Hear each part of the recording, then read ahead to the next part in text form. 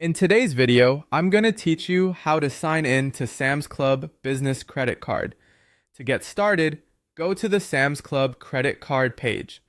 Once you're there, look for the option that says Manage Your Account. This is the area where you can access your credit card login. After selecting it, choose the Business Credit Login option so you're taken to the correct sign-in page. This is important, especially if Sam's Club offers different account types, because selecting the right login helps you avoid confusion and gets you to the proper dashboard faster.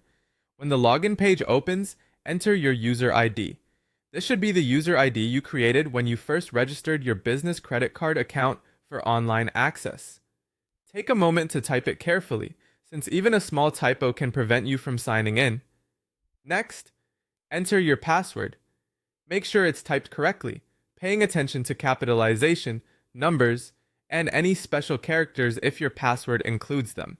If you're having trouble signing in, it's always a good idea to double check what you entered before moving on.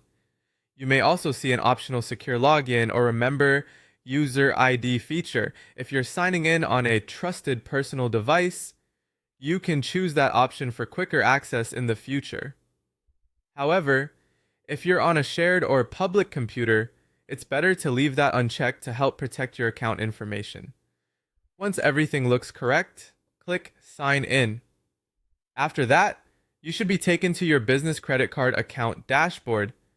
From there, you'll be able to manage your account online in one place. Inside your account, you can view your balance, check recent transactions, make or schedule payments, view or download statements, update account information, and enroll in paperless statements. These tools can make it much easier to stay on the top of your business expenses and manage your card efficiently.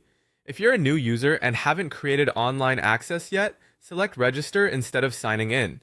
You'll be asked to enter your business credit card account number and your billing zip code.